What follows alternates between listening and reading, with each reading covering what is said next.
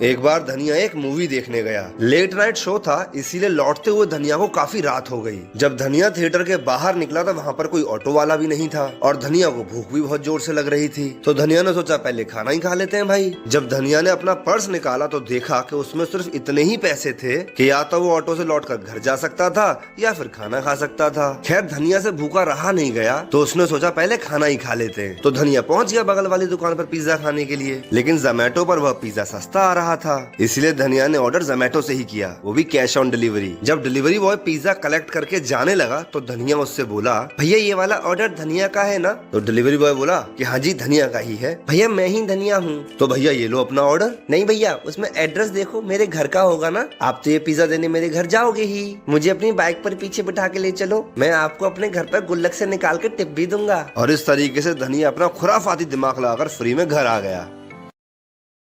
एक बार एक टीचर अपनी क्लास के सभी बच्चों से एक सवाल पूछती है, जिसे सुनकर क्लास के सारे बच्चों के पसीने छूट गए, लेकिन फिर भी कोई सवाल का जवाब नहीं दे पाया। तो टीचर ने सभी बच्चों को एक दिन का टाइम दिया और बोली, जो इस सवाल का सही आंसर देगा वही क्लास का मॉनिटर बनेगा। ये सुनकर क्लास के सारे बच्चे बहुत ज्यादा एक्साइटेड हो गए। और अगले दिन जब फिर टीचर ने पूछा, तो बच्चों बताओ शिक्षा की असली उम्र कितनी होती है? सारे बच्चे उल्टे सीधे आंसर दे रहे थे। समीर ने बोला 50 साल, वहीं दूसरी ओर जोगराज ने बोला 23 साल, और तभी पीछे से अमृत बोला, मैम शिक्षा की ना तो कोई उम्र होती है और ना ही कोई रूप, क्योंकि शिक्षा हमें किताबों के साथ साथ किसी व्यक्ति के जरिए भी मिल सकती है। अमृत का ये जवाब सुनकर टीचर के होश उड़ गए थे। तभी उसने अमृत से एक और सवाल पूछा, आखिर क्या?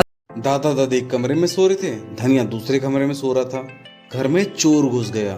चोर ने देखा सब लोग सो रहे हैं और चोरी करना शुरू कर दिया। थोड़ी देर बाद चोर को शक हुआ कि कोई जगा हुआ है। उसने जाके चेक किया, दादा दादी सो रहे थे। थोड़ी देर बाद चोर ने नोटिस किया कि धनिया की आंखें खुली हुई हैं, पर धनिया कुछ बोल नहीं रहा। चोर समझ गया कि धनिया छोटा बच्चा है, डर गया होगा, इसीलिए कुछ नहीं बोल रहा।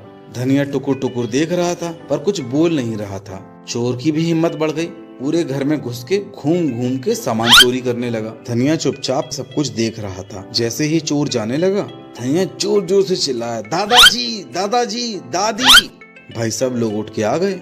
चोर ने जाते जाते धनिया से पूछा, अबे जब मैं चोरी कर रहा था तब तू काहे नहीं चिल्लाया बे? धनिया बोला, मैं देख रहा था कि तुम सारा सामान चोरी कर ले हो, मैं खुश हो गया, पर तुमने मेरा स्कूल बैग क्यों नहीं चुराया, इसीलिए मैं चिल्लाया।